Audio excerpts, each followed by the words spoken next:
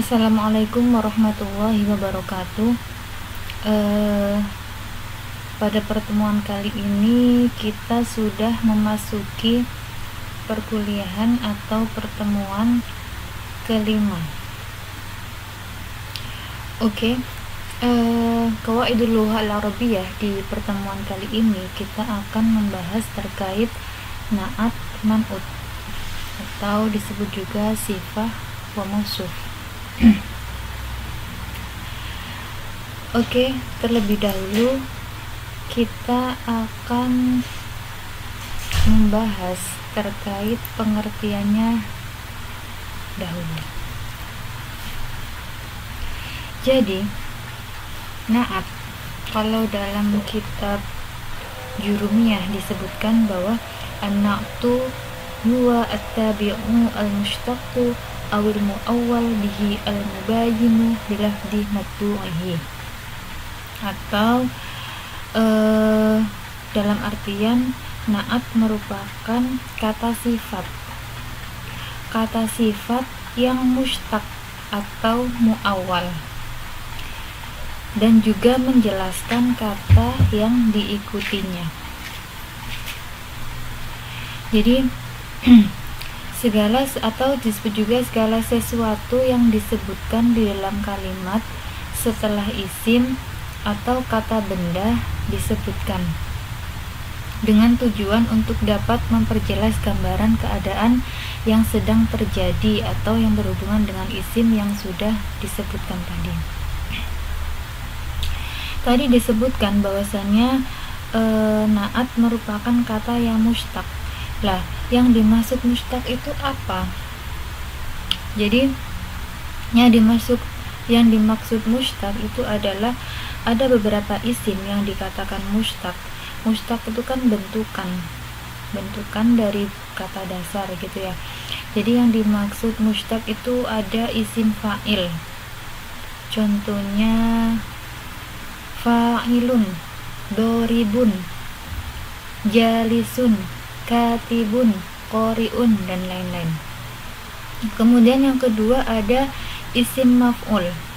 Contohnya mabrubun, mansyurun, makru'un, maktubun, wa ghairu dzalik. Kemudian yang ketiga yang dimaksud mushtaq itu ada sifat musyabbahah. Seperti contoh kata hasanun. Nah, itu merupakan sifat musyabbahah. Dan yang keempat ada isim tafdil. Isim tafdil itu yang bermakna lebih gitu ya. Seperti contoh a'lamu, afdalu, akramu, wa ghairu dzalik. Nah, itu adalah yang dimaksud mushtaq. Nah, ini nanti adalah na'at, yaitu kata yang mushtaq atau kata sifat gitu ya. Selanjutnya dikatakan juga bahwasanya na'at itu kata yang mushtaq atau mu'awwal. Lah, tadi sudah saya sebutkan terkait kata yang mushtaq yang meliputi isim fa'il, isim maf'ul, kemudian sifat musyabbahah, dan juga ada isim tafdil. Selanjutnya yang dimaksud dengan mu'awwal adalah yang pertama isim isyarah. Lah, isim isyarah itu merupakan mu'awwal.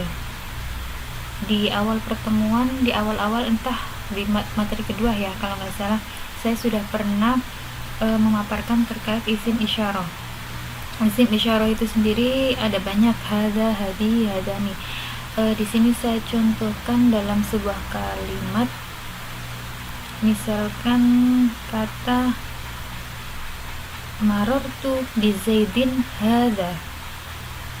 Nah, hadza di situ adalah merupakan mu'awwal. Yang kedua, mu'awwal yang dimaksud mu'awwal yang kedua adalah isim mausul. Isim mausul itu juga banyak sekali, kita belum pernah ya bahas terkait isim mausul. Di antaranya ada alladzi, allati, alladzani, allatani, wa ghairu dzalik. Yang ketiga ada zu, kata zu, zal dan wawu. Maaf, di sini di slide tidak saya sebutkan.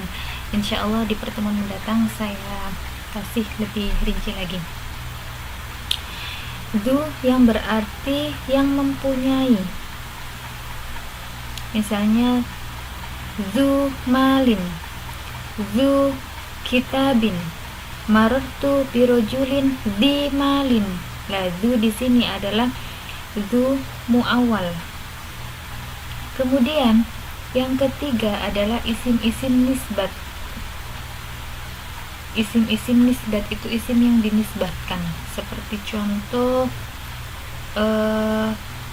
marartu birojulin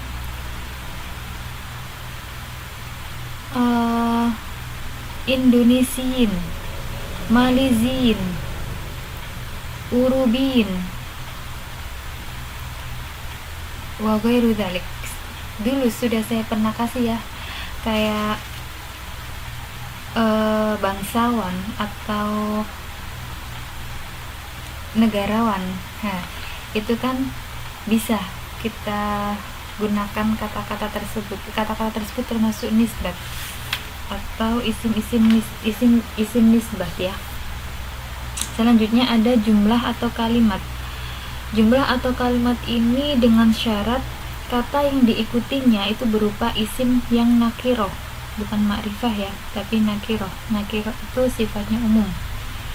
Dan yang terakhir adalah masdar dengan bentuk mufrad mudzakkar. Baik, itu tadi terkait mushtaq dan muawwal. Selanjutnya man'ut adalah kata yang disifati. Lah, dalam hal ini man'ut atau kata yang disifati itu harus mengikuti dari segi i'rabnya serta nakirah dan ma'rifahnya. Nanti saya jelaskan lagi. Nah, ini contoh dari na'at. Ja'a at-tilmidu al-mujtahidu. Seorang siswi yang rajin telah datang. Di sini yang menjadi na'at adalah at-tilmidu. Kemudian al-mujtahid maaf, yang menjadi na'at adalah al-mujtahidu. Maaf, lafadz yang berfungsi sebagai man'ut atau kata yang disifati ya adalah at-tilmidu ya. At-tilmidu ini adalah yang disifati, kemudian al-mujtahidu adalah sifatnya atau yang mensifati kata at-tilmidu. Jadi siapa yang rajin? Yang rajin adalah at-tilmidu. Apa sifat at-tilmidu? Sifatnya adalah al-mujtahidu. Jadi al-mujtahidu menjadi na'at, at-tilmidu menjadi man'ut. Selanjutnya terkait dengan hukum na'at. Nah, sebenarnya hukum na'at ini terbagi lagi menjadi dua. Ada hukum na'at secara hakiki dan ada hukum na'at sababi. Hukum na'at hakiki, sebelum saya memaparkan terkait hukumnya, saya paparkan sedikit terkait na'at hakiki. Jadi na'at hakiki itu na'at yang merofakkan dhamir mustatir. Jadi na'at yang merafakkan dhamir mustatir. Dan na'at hakiki itu mengikuti man'utnya atau yang disifatinya. Kata yang diikuti itu dalam hal i'rabnya, rofa, nasab, jar, kemudian mengikuti dalam hal ma'rifat dan nakirohnya, serta mengikuti dalam hal gender, mu'annas, mudzakarnya, dan dalam hal adatnya atau jumlahnya. Jika man'utnya mudzakkar, na'atnya harus mudzakkar. Jika man'utnya mufrad, na'atnya juga mufrad. Saya contohkan kata qoma zaidun al-aqilu. Al-aqilu di situ menjadi na'at atau sifat, mensifati kata zaidun. Lah, di sini dia memiliki kecocokan dalam hal ma'rifat. Keduanya sama-sama ma'rifat. Zaidun merupakan ma'rifat, al-aqilu juga harus ma'rifah. Ada alnya ya. Kemudian Zaidun mudakar, al-akilu juga harus mudakar. Zaidun mufrad, al-akilu juga mufrad. Kemudian sudah ya. Jadi itu mengikuti dan Zaidun rafa, al-akilu juga rafa. Jadi itu memiliki i'rab yang sama, memiliki gender yang sama, adat atau jumlah yang sama, dan berbentuk nakiroh atau ma'rifah yang sama, disesuaikan. Selanjutnya untuk na'at sababi,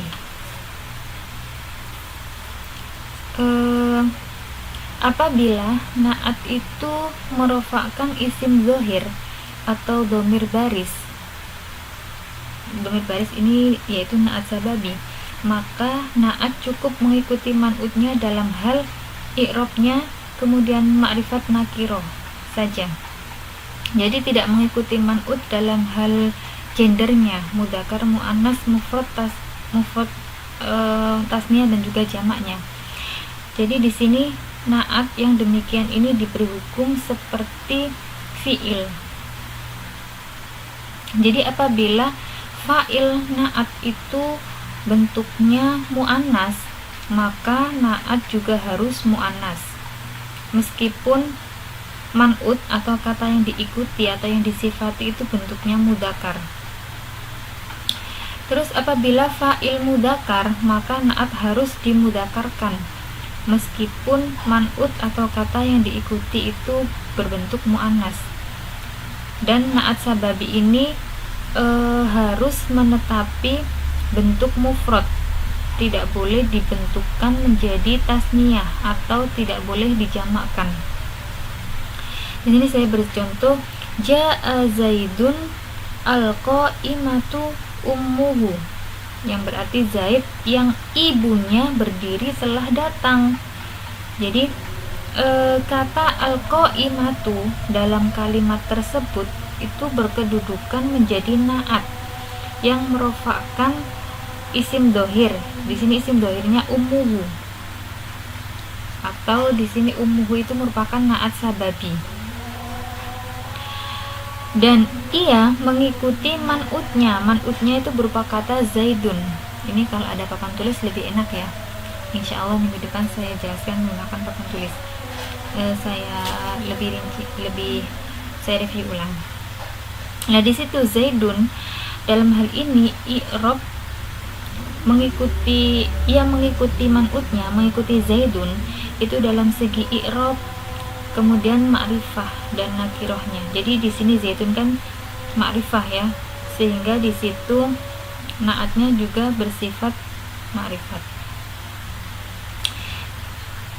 Sedangkan muannas dan mudakarnya ini menyesuaikan dengan isim yang dirofakkan. Jadi jika isim yang dirofakkan oleh na'at itu muannas, maka na'at juga ditandai muannas, seperti contoh itu tadi. Dan apabila isimnya yang dirofakkan na'at itu mudakar, maka na'at juga menyesuaikan, ya harus mudakar.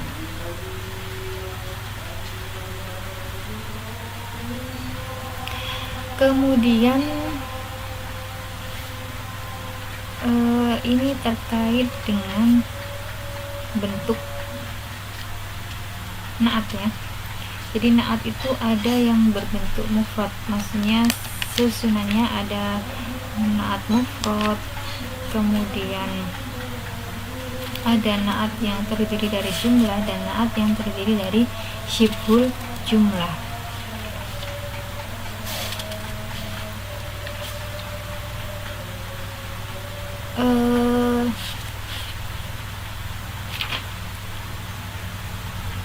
Baik, itu tadi. Kemudian fungsi, maaf ini slide saya masih kurang. Fungsi na'at dalam kalimat itu yang pertama mentahsis